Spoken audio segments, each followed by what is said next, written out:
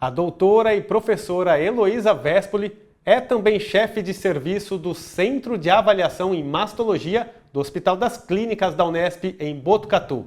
Professora, muito obrigado por atender ao nosso convite. Olá, eu que agradeço, é um prazer estar aqui com vocês. Para a gente iniciar, professora, eu começo com um levantamento realizado no ano passado pelo IPEC, que é a Inteligência em Pesquisa e Consultoria, e que apontou que 60% das 14 mil mulheres ouvidas em todo o país acreditavam que a principal medida de detecção precoce do câncer de mama era o autoexame. A gente sabe muito bem da importância do autoexame, mas sabemos também que é a mamografia, né, professora, que identifica os tumores principalmente em estágios mais iniciais ainda, quando eles estão menores. Esse levantamento também apontou que metade das mulheres entre 40 e 49 anos não tinha feito nenhuma mamografia nos últimos 18 meses, sendo que a gente sabe que nessa faixa etária o indicado pelo menos é uma vez ao ano. Professor, o que esses dados nos revelam? Olha, Júlio, eu acho que são dois fatores. Primeiro, em relação ao autoexame, por muito tempo ele de fato foi apregoado como uma maneira de detecção precoce, pelo próprio Ministério da Saúde, inclusive. Hoje realmente já caiu por terra isso, né? É claro que o autoexame é necessário sempre, de uma maneira que a mulher se sinta mais à vontade, não existe uma técnica recomendada. Mas quando ela percebe o nódulo, ele já saiu daquela fase que a gente fala da fase mamográfica, ou seja, quando ele não dá sintomas. Então, isso é uma coisa. Em relação aos dados né, de metade só das mulheres fazerem a mamografia na faixa etária dos 40 aos 50 anos, 49, uma das razões é que o próprio Ministério da Saúde recomenda a mamografia a partir dos 50 anos só e a cada 2 anos. É uma recomendação muito diferente do que as entidades médicas recomendam. Então, dependendo do lugar que você está, principalmente no serviço primário, eles vão acabar fazendo essa mamografia a partir dos 50 anos só, o que a gente não recomenda. Essa é uma razão. E a outra razão é que as próprias mulheres também, muitas vezes, ou desconhecem a importância da mamografia, ou tem medo, ou é aquela conversa, quem procura acha, e acaba não indo procurar. Então, eu acho que, em relação à sua pergunta, à sua dúvida, eu acho que são mais ou menos esses fatores que determinam essa ausência, né, da maioria das nossas mulheres fazerem, de fato, a mamografia quando necessário. E como, professora, tentar mudar um pouco essa realidade, fazer com que essas informações, essas ações que circulam muito mais em outubro por causa do mês, né, Outubro Rosa, cheguem de fato a mais mulheres, a mais pessoas e despertem mais a conscientização em relação ao câncer de mama. E você acredita que as redes sociais podem ser uma ferramenta, né, para levar esse tipo de informação? Eu acho que sim. Eu acho que em relação a como a gente levar essa conscientização, é um trabalho de formiguinha, né, Júlio? Na verdade, o meu lema é Outubro Rosa de janeiro a janeiro. Outubro tem que ser um mês onde a gente intensifica aquilo que deve ser feito dia após dia, mês após mês, principalmente no serviço primário de saúde. Então, a gente tem que levar capacitação para os profissionais de saúde das unidades básicas, a gente tem que treinar os agentes comunitários de saúde para irem atrás dessas mulheres, que muitas vezes até têm um nódulo e não procuram um serviço, um profissional por medo. Então, a gente tem que ir atrás dessas mulheres. De uma forma ou de outra, a gente tem que correr atrás dessas mulheres. Rede social é super válido, mas né, eu não preciso dizer que tem um lado bom e tem um lado ruim. Fala-se muitas coisas que não são verdadeiras em relação à doença, em relação à prevenção, em relação ao tratamento, mas pode ajudar bastante. O que eu acho é que as pessoas que mais precisam chegar a essas informações talvez não tenham tanto acesso à rede social, mas sem dúvida que ela tem um papel importante desde que ela dissemine informações verdadeiras, né, Júlia? Com certeza, professora. E em relação à doença, então, propriamente dita, quais são os principais sintomas, então, que as mulheres apresentam, as ações preventivas mais comuns, mais eficazes, na verdade, e em qual faixa etária, a partir de qual idade as mulheres precisam ficar um pouco mais atentas em relação à doença? Olha, o principal sintoma é o clássico tumor que a gente fala, é o caroço que a mulher sente, né? Lembrando que o ideal é que ela não sinta, que a gente faça o diagnóstico só pela mamografia.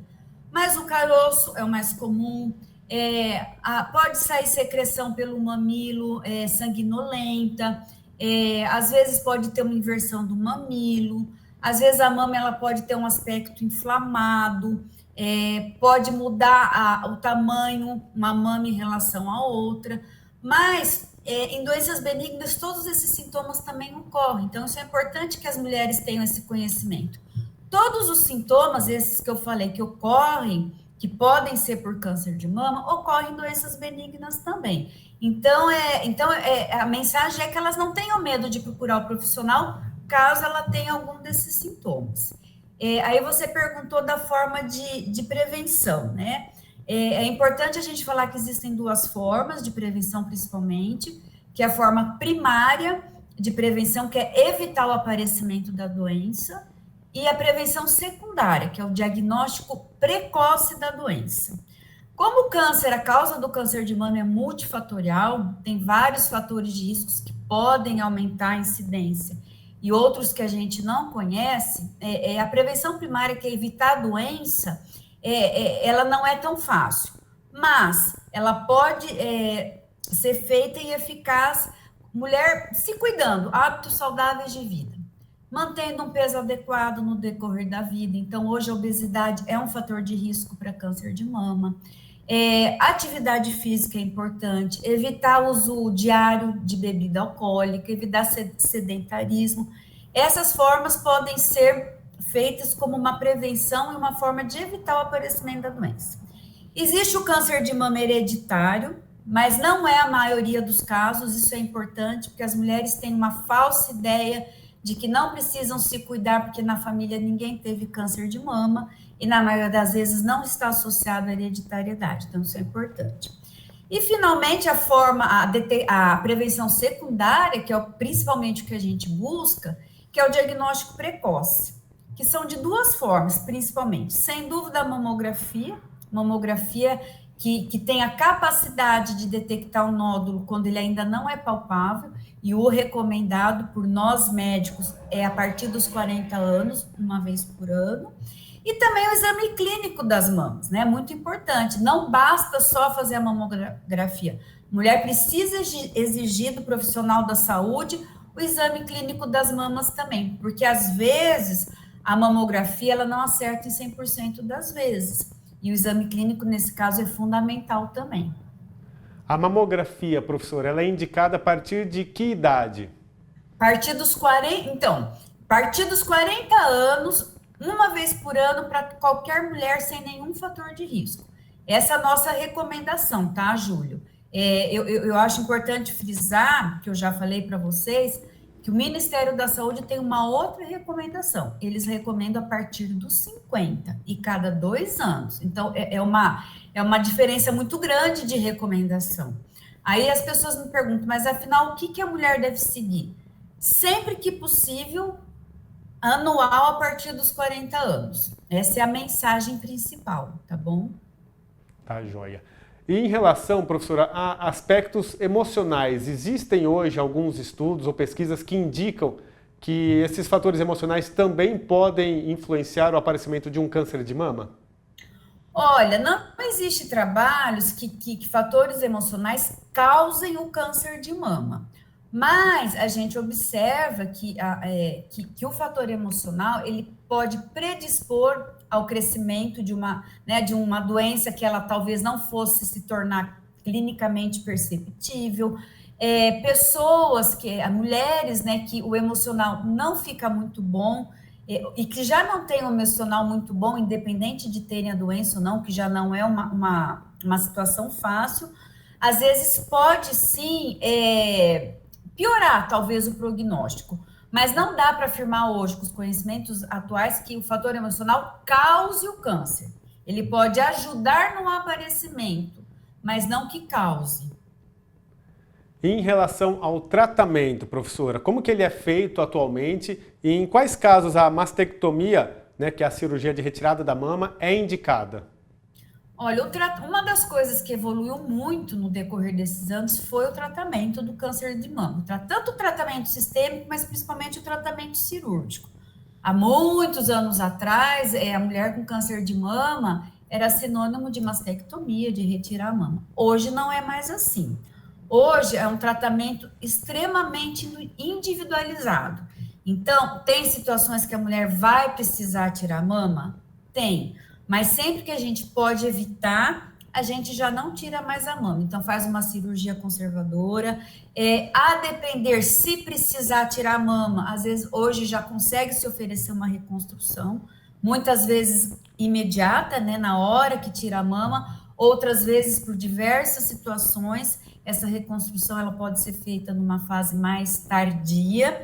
Mas, de qualquer maneira, sempre que possível, a gente opta por conservar a mama da mulher. Isso não muda a sobrevida, isso não muda o decorrer, né, o prognóstico da doença.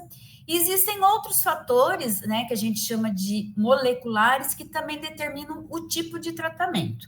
Então, Júlio, a mensagem é que, assim, o tratamento é muito individualizado. Não dá para dizer que é um tratamento único para todas as mulheres que têm câncer de mama. Eu queria que você reforçasse, professora, a questão da importância da detecção precoce, o quanto que ela aumenta as chances de cura para o câncer de mama. A detecção precoce é fundamental, né? Essa é a nossa prevenção secundária. Por duas razões, principalmente porque quanto mais cedo, né, melhor a sobrevida. Então, a mulher que tem um diagnóstico de câncer de mama, precocemente, né, quanto mais precoce possível, a chance de cura é de mais de 90%. Então, ela pode realmente, há uma cura, né? Outra vantagem, sem dúvida, do diagnóstico precoce é justamente evitar cirurgias mais radicais. Então, quanto mais cedo também se detecta o tumor, mais chance de cirurgias menos invasivas, mais conservadoras. Para a gente finalizar, professora, como que está o campo de pesquisa relacionado ao câncer de mama? Você falou que tem se avançado muito na questão do tratamento, né?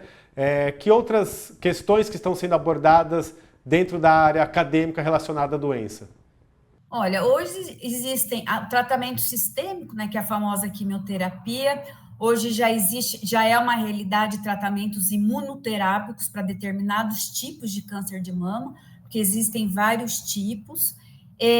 Mas o que tem hoje, né, eu reforço a questão do tratamento cirúrgico, que hoje está em campo de pesquisa, né, é só protocolo de pesquisa, mas que eu acho que tem um futuro promissor, são as cirurgias minimamente invasivas para câncer de mama. Então, hoje já tem a possibilidade de retirada de um câncer de mama só com uma agulha grossa, sem fazer, né, abertura, sem fazer corte. Em protocolo de pesquisa já existe a possibilidade, dependendo do tipo do tumor, fazer a tal da crioablação, que é congelamento do tumor. Então, isso ainda está em campo de pesquisa, protocolo de pesquisa, mas eu acho que vai ter um futuro promissor em relação a isso, sim. Está certo, doutora e professora Heloísa Vespoli. Mais uma vez, muito obrigado por compartilhar essas informações tão importantes com a gente e com os nossos telespectadores. Obrigada, eu agradeço.